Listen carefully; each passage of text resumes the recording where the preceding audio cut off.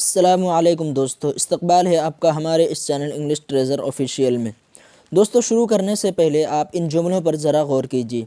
हारून गाड़ी चला रहा होगा, ट्रेन स्टेशन पर आ रही होगी, सुलेमान नौकरी तलाश कर रहा होगा, मैं कोशिश करता रहूँगा, लोग मेहनत करते रहेंगे, हरिद्वार में बारिश हो रही होगी।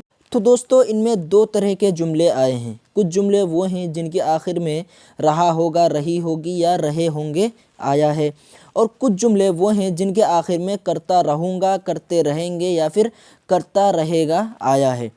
तो दोस्तों, ये जो जुमले आपके सामने आए हैं ये है फ्यूचर कॉन्टिन्यूस टेंस के जुमले।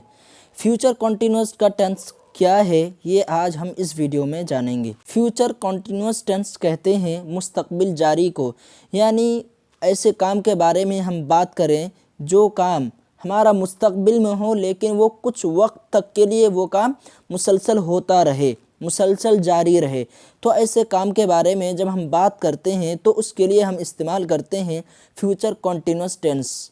ठीक है दोस्तों, इससे पहले एक वीडियो में फ्यूचर इंडेफिनिट यानी फ्यूचर सिंपल के बारे में बताया गया था, जिसमें किसी काम के इम्कान के बारे में बताया जाता है कि ज़माने मुस्तकबिल में किसी काम का इम्कान हो कि ये काम होगा, ज़माने मुस्तकबिल में यह काम किया जाएगा। जैसे हारून मदरसा जाएगा, उसमें इस बात का खुलासा किए बगैर कि वो काम कंप्लीट होगा या वो काम जारी रहेगा। आज का जो टेंस है वो इस बारे में है कि फ्यूचर में कोई काम होगा तो, लेकिन साथ में इस बात का भी खुलासा कर दिया जाए कि वो काम कुछ वक्त तक के लिए जारी भी रहेगा। तो इसे कहते हैं फ्यूचर कॉन्टिन्यूस का टेंस, और इसे फ्यूचर प्रोग्रेसिव भी कहते हैं, और उर्दू में इसे कहते हैं मुस्तकबिल जारी। तो चलिए दोस्तों, आगे बढ़ते हैं और जानते हैं इस टेंस का फार्मूला, इस टेंस का कायदा कि इस टेंस में हम जुमले बनाएंगे कैसे। लेकिन उससे पहले हम जान लेते हैं इस टेंस का हेल्पिंग वर्ब। इस टेंस में हमारे पास हेल्पिंग वर्ब होंगे दो, शैल बी और विल बी। शैल कहाँ इस्तेमाल होगा और विल कहाँ इस्तेमाल होगा?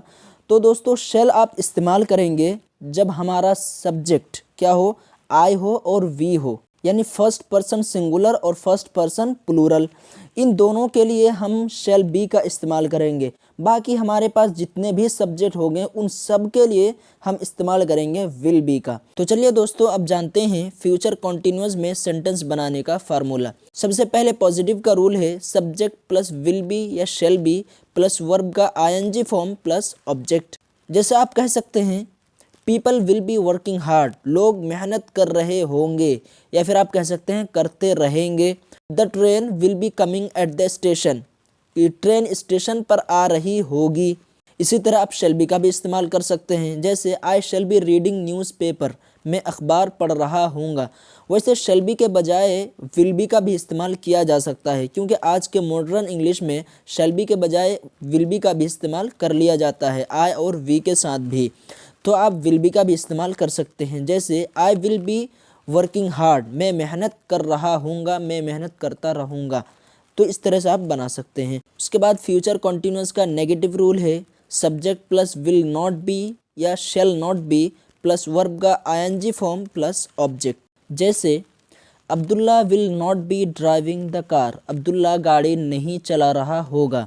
दोस्तों, यहाँ पे विल और बी के बीच में नॉट आया है, और रूल है कि नॉट हमेशा हेल्पिंग वर्ब के बाद आया करता है, और यहाँ दोनों के बीच में है। तो एक रूल ये भी है कि जब हमारा हेल्पिंग वर्ब एक से ज़ायद हो तो पहले वाले हेल्पिंग वर्ब के बाद नोट आया करता है। उसके बाद चाहे हेल्पिंग वर्ब एक हो या दो हो, उससे फ़र्क नहीं पड़ता, क्योंकि नोट हमेशा पहले वाले हेल्पिंग वर्ब के बाद आएगा। उसके बाद है Salim will not B deceiving his friend, Salim अपने दोस्त को धोखा नहीं दे रहा होगा।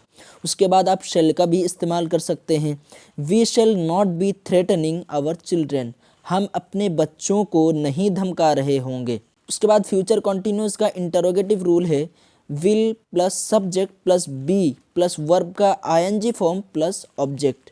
जैसे will Yusuf be wasting his time, क्या यूसुफ अपना वक्त ज़ाय कर रहा होगा। इसी तरह will they be taking lunch, क्या वो दोपहर का खाना खा रहे होंगे। Will you be getting ready for your school, क्या तुम अपने स्कूल के लिए तैयार हो रहे होगे। यहाँ भी वही कायदा जारी होगा कि अगर हेल्पिंग वर्ब एक से ज़ायद हो और हमें इंटरोगेटिव सेंटेंस बनाना है तो हम पहले वाले हेल्पिंग वर्ब को सब्जेक्ट से पहले लाएंगे और दूसरा वाला हेल्पिंग वर्ब अपने जगह पर ही बाकी रहेगा। जैसे आपके सामने मिसाल आई, will Yusuf be wasting his time.